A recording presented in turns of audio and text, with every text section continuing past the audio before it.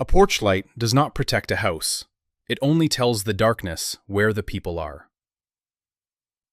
Somewhere in Appalachia, on a narrow road between a creek bottom and a wall of black timber, a screen door shuts just after sunset.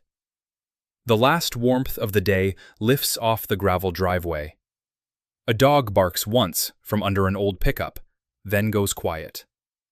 Crickets begin in the ditch.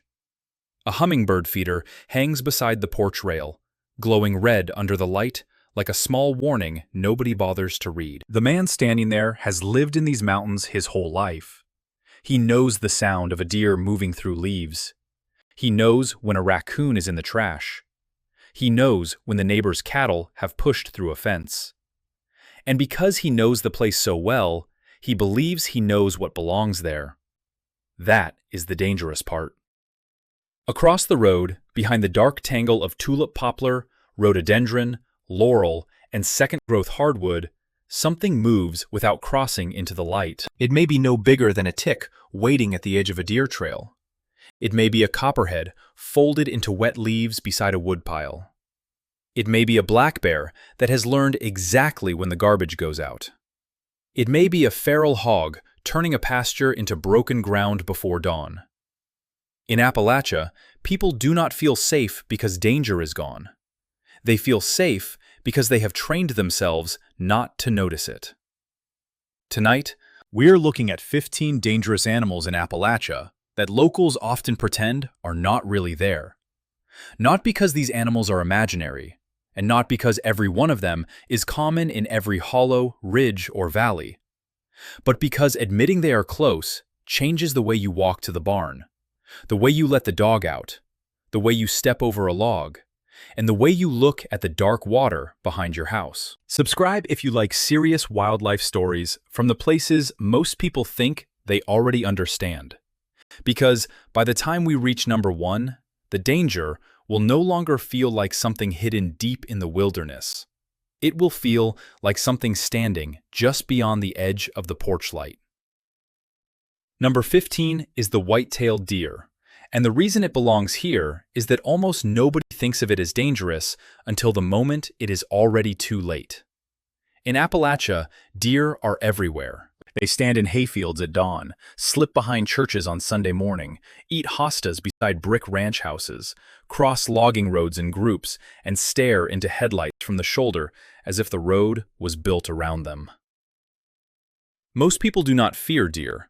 They admire them, hunt them, photograph them, complain when they eat gardens, and then forget about them until fall comes and the roads begin to change. A deer does not need to attack a person to kill one. It only has to step out at the wrong second. Across these mountains, the same scene repeats year after year. A wet, 2-lane road, leaves on the pavement, a pickup coming around a bend, one doe crossing first, and then a second deer appearing from the shadow after the driver has already relaxed. Locals say, "It was just a deer," as if that sentence can make a wrecked truck, a motorcycle in a ditch, or a family shaken on the way home sound ordinary. The danger of the white-tailed deer is not aggression, it is familiarity. People see so many of them that they stop treating each sighting like a warning.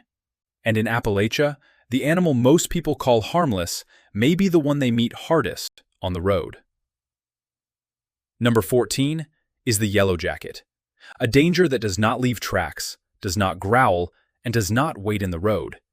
It waits underfoot. Yellow jackets are part of mountain life in a way most people barely think about until they step in the wrong place. They nest in the ground, inside old railroad ties, under porch steps, along creek banks, beside barns, in rotting stumps, near trail edges, and in soil that has been disturbed and forgotten. One second, a person is mowing the bank behind the house. The next second, the air is alive. Anyone who has ever hit a yellow jacket nest with a lawnmower remembers the sound before the pain. Not a soft summer buzz, but a hard, angry swarm pouring low and fast from a hole in the ground, crawling under sleeves, stinging through socks, striking the face, neck, hands, and legs before the person even understands what happened. Most stings are painful and temporary, But for someone with a severe allergy, one hidden nest can turn a normal chore into an emergency, especially for an older homeowner working alone behind a shed or a hiker far from the trailhead. Still, people dismiss them by saying, "They're just bees." And that is how they walk past the rotten stump beside the driveway, or clear brush without watching the ground. But yellow jackets are not gentle honeybees drifting around flowers.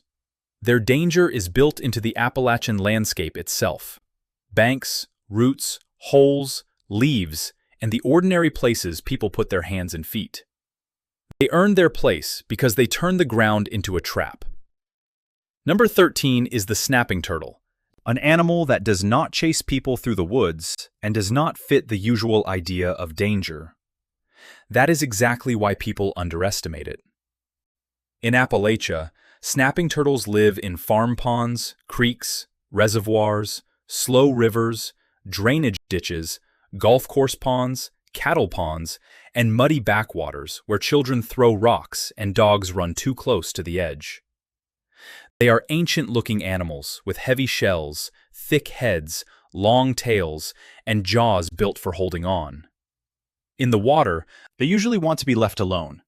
But on land, especially when a female is moving to lay eggs, the story changes. A snapping turtle crossing a gravel road looks slow and helpless. So someone decides to move it. A child reaches toward the head. A dog lunges. A man grabs the shell too far forward. Then, the animal folds around in a way people do not expect. The denial is simple. It's just a turtle. That sentence is how fingers get too close. A large common snapping turtle can be surprisingly fast with its neck, and it does not need to bite often. It only needs one person to confuse slow movement with harmlessness. You see them after storms, crossing rural roads near low water. You see them in ponds behind subdivisions where an old creek was dammed and renamed a water feature. You see them beside boat ramps, half covered in mud, looking like part of the bank until the bank moves. The snapping turtle earned its place because it reminds people that even quiet water can have teeth. Number 12 is the black widow spider, proof that not all Appalachian danger waits in the deep woods. Some of it lives in the places people store things. Black widows are secretive spiders that prefer dark, sheltered spaces. Crawl spaces, old sheds, pump houses, barns, stacked firewood, meter boxes, outhouses, loose boards, unused flower pots, and the undersides of things that have not been moved in months. That is what makes them dangerous. They live exactly where hands go before eyes do. In parts of Appalachia, black widows are a real possibility around old structures and outdoor clutter. The female is the one people recognize when they recognize her at all. Glossy black, rounded, with a red hourglass underneath. But most encounters do not begin with recognition. They begin when someone reaches behind a box in a shed, grabs a cinder block, pulls a tarp, or moves lumber from the shadowed corner of a barn. Locals tell themselves, "We don't really have those around here," and sometimes they are right about one spider and wrong about the next dark corner. Black widow bites are not common, and the spider is not looking for a fight. But its venom can cause serious pain, muscle cramps, sweating, nausea, and worse reactions in vulnerable people. The danger is not that black widows are aggressive, it is that they are invisible until contact is already made. In Appalachia, the old shed is not empty just because nobody has opened it since spring. The black widow earned its place because it hides inside the ordinary mess of rural life. Number 11 is the brown recluse spider, a complicated animal in Appalachia because people talk about it constantly, even in places where it may not be established the way they think. That uncertainty is part of the story. In southern and western parts of the Appalachian region, especially areas connected to Kentucky, Tennessee, northern Alabama, northern Georgia, and nearby states, brown recluse spiders are a real concern in many places. Farther north and east, they are often misidentified, carried in boxes, or blamed for wounds they did not cause. But where they are established, they belong on this list. A brown recluse does not look dramatic. It is small, brown, plain, and easy to overlook. It prefers quiet indoor spaces, closets, basements, storage rooms, attics, behind furniture, inside shoes, under cardboard, in bedding that has been left undisturbed, and in older houses where cracks and clutter give it room to disappear. The denial sounds like, "That bite is probably nothing," or "Those spiders don't live here." Sometimes that comfort is true. Sometimes it is dangerous. Most suspected recluse bites are never confirmed, and many wounds blamed on spiders come from other causes. But real bites can happen, and in some cases, they can become medically serious, especially when people wait too long because they do not want the inconvenience of believing the small brown spider mattered. The brown recluse earned its place because its danger is wrapped in doubt, and doubt is exactly what lets people ignore it.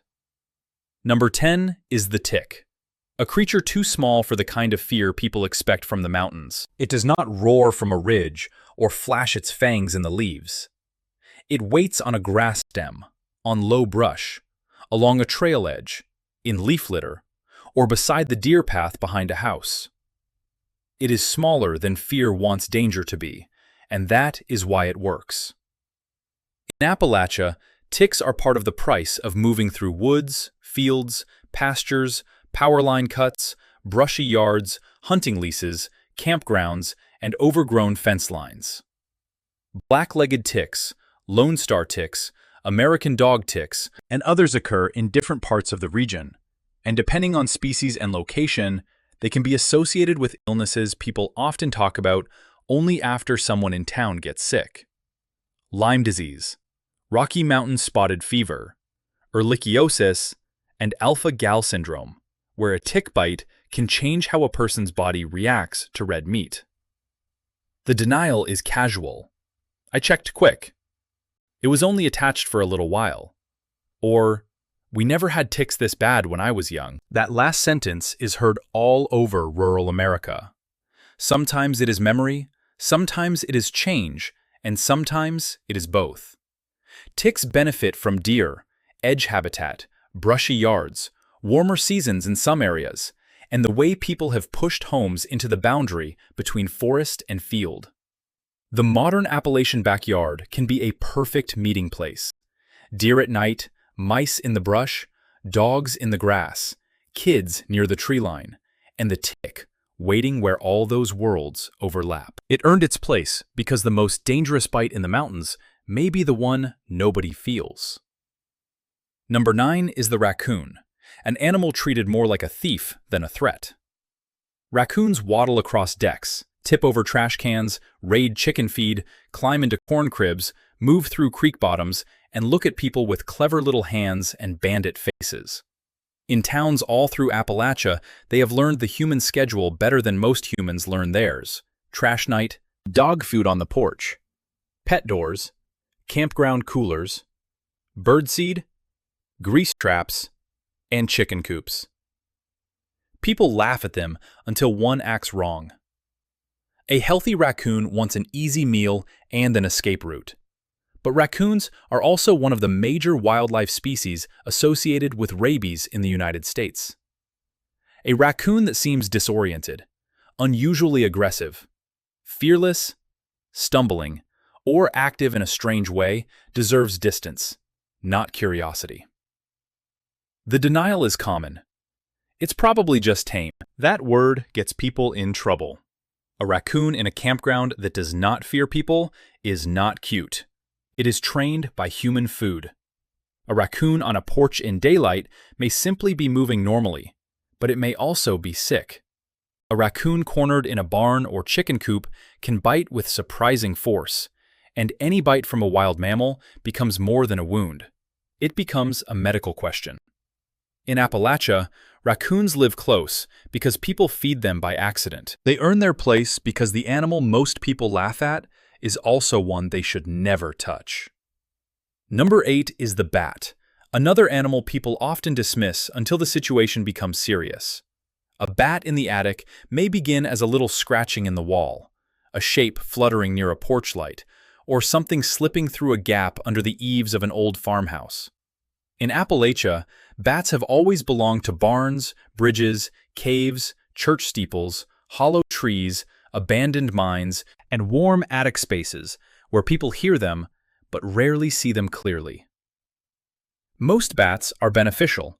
They eat insects and play an important role in the night ecosystem. They are not trying to attack people, but rabies changes the meaning of contact. Bat bites can be very small. A person may not feel one clearly, especially if they were asleep, impaired, very young, or unable to explain what happened. A bat found in a bedroom is not just an inconvenience, it is a medical question. The denial sounds like, it didn't bite anybody. But sometimes, nobody knows. That uncertainty is what makes bats different from almost every other animal on this list. The danger may not leave a dramatic mark. There may be no blood, no torn clothing, no obvious wound. Just a bat circling a room at midnight and a family trying to shoo it out with a broom. In Appalachian country, old houses breathe. Gaps open, siding loosens, attics warm in summer, and bats find the spaces people forget to seal. They earned their place because the smallest shadow in the bedroom can carry the biggest question. Number 7 is the coyote, an animal many people in Appalachia once talked about as if it belonged somewhere else. Out west, on television, in deserts, in cattle country. Then the howls started coming from the ridge behind the subdivision. Coyotes are now established across the Appalachian region. They move through farms, reclaimed mine land, power line cuts, woodlots, suburban drainage corridors, golf courses, and neighborhoods with enough cover to hide them and enough food to keep them interested. They are adaptable, intelligent, and far more comfortable near people than many locals want to believe. The denial comes fast. It was probably just a dog. Sometimes it is. Sometimes it is not. Coyotes rarely attack adult humans, and panic is not useful, but they can take outdoor cats, small dogs, chickens, lambs, and vulnerable livestock. They can become bolder when fed, cornered, or conditioned to human neighborhoods. During denning season, they may act defensive near pups, and in the wrong situation, especially with pets involved, a close encounter can turn fast. They are not the giant wolves of mountain rumor. They are something more practical. Medium-sized predators that have learned the map people built. They follow creek beds behind houses, cross soccer fields at night, move along railroad cuts and old logging roads, and appear on trail cameras where people swore there were none. The coyote earned its place because it crossed an invisible line, and most people did not hear it arrive. Number 6 is the bobcat. A bobcat is not usually a threat to people, and that statement is true, but it is also the reason people stop thinking about what a bobcat really is. Across Appalachia, bobcats live in forests, rocky slopes, brushy hollows, reclaimed mine lands, farms, and the broken edges of rural neighborhoods. They are shy, secretive cats with short tails, spotted coats, strong legs, and a way of disappearing into cover that makes people doubt their own eyes. Most locals will never have a dangerous encounter with one, but bobcats belong on this list because they are often present where people insist they are not, and because any wild predator close to homes becomes a different kind of risk when pets, poultry, disease, or cornering are involved. The denial is usually spoken with confidence. Nobody's seen a bobcat around here in years. Then, a trail camera catches one behind the chicken coop. Bobcats do not need much attention from us to survive. They hunt rabbits, squirrels, rodents, birds, and other small animals. They travel at dawn, dusk, and night. They use the same wooded strips people leave between properties, the same creek corridors, the same brush piles, the same abandoned lots where kids build forts and dogs run ahead. A healthy bobcat wants distance, but a sick, trapped, injured, or cornered bobcat is still a wildcat with claws, teeth, and speed. When one appears in daylight, thin, stumbling, or fearless, it should not be treated as a neighborhood curiosity.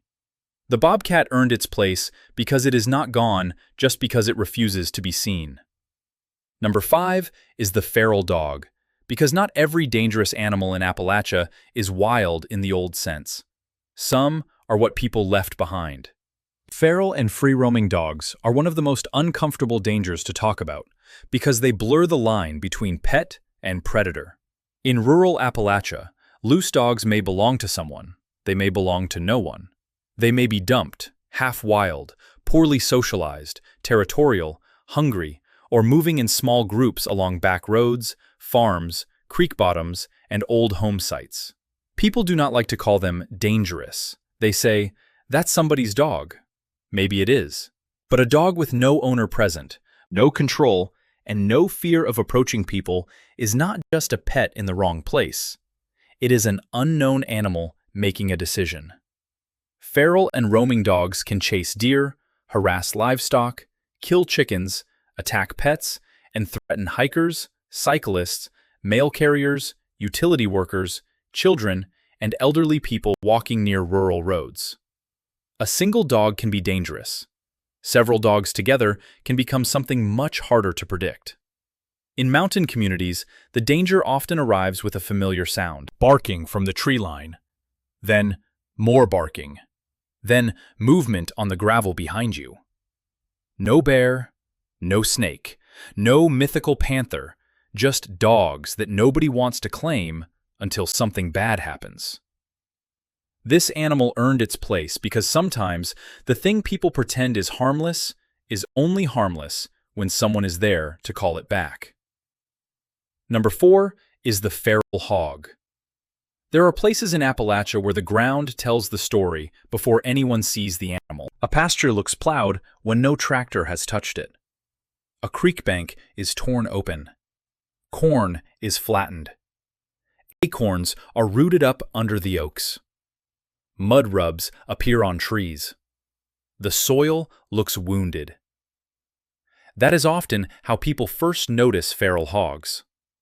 Wild pigs and feral swine are among the most destructive animals in America, and in parts of the Appalachian South and surrounding mountain country, they have become a serious problem in forests, farms, river bottoms, and rugged terrain, where they can hide during the day and move at night. They are strong, intelligent, adaptable, and hard to remove once established. The denial is local. We don't have hogs on this side of the mountain. That was probably just bear sign. Or somebody would have seen them. But hogs do not need to be seen to change a place. They root up native plants, damage crops and pastures, muddy streams, compete with wildlife, disturb ground-nesting animals, and can carry diseases and parasites. When cornered, wounded, protecting young, or surprised at close range, a large hog can be dangerous in a way that feels primitive and immediate. Hunters know this better than most. A hog in open ground is one thing. A hog exploding from a laurel thicket at knee height is another. In Appalachia, feral hogs are not just animals. They are a warning about what happens when something invasive finds cover, food, and denial. They earn their place because by the time people admit they are there, the land may already be torn open. Number 3 is the copperhead, the Appalachian snake people are most likely to meet by accident. Not because it is hunting them, and not because it is aggressive, but because it is so perfectly built to disappear in the exact places people step, sit, reach, and work. A copperhead in dry leaves is not a snake at first glance. It is a pattern. Its hourglass bands blend into oak leaves, stones, mulch, pine needles, and the brown-gold debris around woodpiles, creek banks, trails, barns, porches, and back fences. It may freeze instead of fleeing, and that stillness keeps it safe from predators while making it dangerously easy for a person to get too close before either side understands the problem. The denial is everywhere. There are no snakes around here. Or, it's too close to the house for a venomous snake. That second sentence has sent many people to the hospital. Copperheads are often found close to human spaces because human spaces create edges. Stone walls, stacked firewood, brush piles, sheds, mice, insects, cool shade, and warm pavement. They may appear in suburban yards, rural driveways, campsites, garden beds, and around old houses where the woods begin 3 steps past the porch.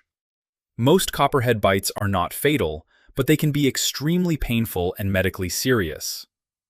The risk rises when people try to kill, handle, or move the snake. Many bites happen when someone reaches where they cannot see or steps into leaf litter without watching. The copperhead earned its place because it does not have to chase anyone. It only has to be mistaken for the ground. Number 2 is the timber rattlesnake, an animal that carries one of the oldest warning sounds in Appalachia, a dry, electric rattle from rocks, roots, or summer brush. In the mountains, timber rattlesnakes are tied to ridges, rocky slopes, hardwood forests, sunny openings, old logging roads, and den sites that may have existed long before the nearest paved road. They are heavy-bodied snakes, often beautifully patterned, sometimes calm to the point of seeming unreal. They do not want to waste venom. They do not want trouble.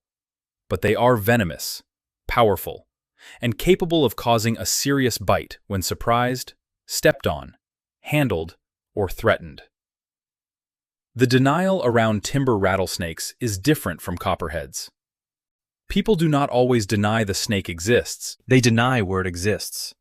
Not this close to the trail, not beside the cabin, not near the overlook, not behind the house. But timber rattlesnakes do not read property lines. They follow habitat. A rocky ledge behind a vacation rental is still a rocky ledge.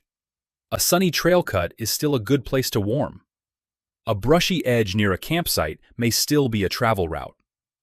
The danger is greatest when the snake is treated as either a monster or a myth.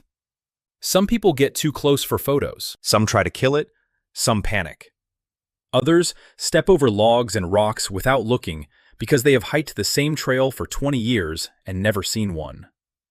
The timber rattlesnake earned its place because it is old Appalachian danger in its purest form. Patient, camouflaged, and still there after people convinced themselves the mountains had been tamed. Number 1 is the black bear, the animal Appalachia both loves and lies about. It is on signs, t-shirts, cabin decorations, park brochures, license plates, and souvenir mugs. It is a symbol of the mountains, soft enough to become a cartoon, and powerful enough to tear open a car door when it smells food inside. That contradiction is why it belongs at number 1.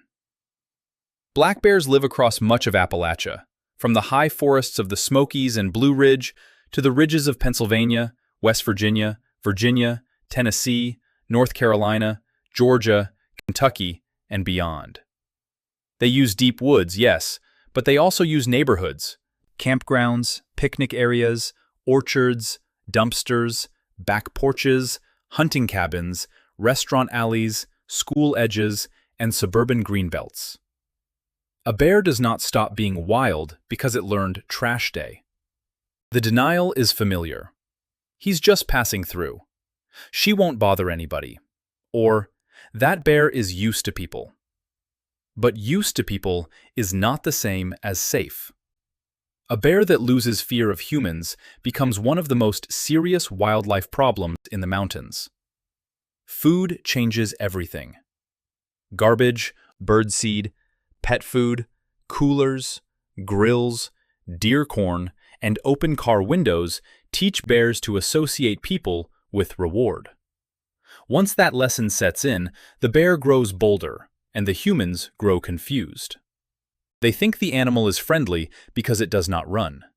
In truth, it has learned that the human world is profitable. Most black bears avoid conflict, and many encounters end with nothing more than a story. But close encounters can escalate quickly, especially around food, cubs, surprise meetings, or bears conditioned by careless people. A bear can cover ground faster than the human mind wants to believe. It can climb, swim, smell what you forgot you left in the truck, and remember where it found a meal. The black bear earned the top place because it exposes the deepest Appalachian denial of all. People want the mountains wild enough to feel beautiful, but not wild enough to inconvenience them. They want bears on postcards, not at the dumpster. They want cabins in bear country, but not bear-proof trash. They want the thrill of seeing one from the porch, right up until the porch becomes part of the bear's route. And that is the truth running underneath this whole list.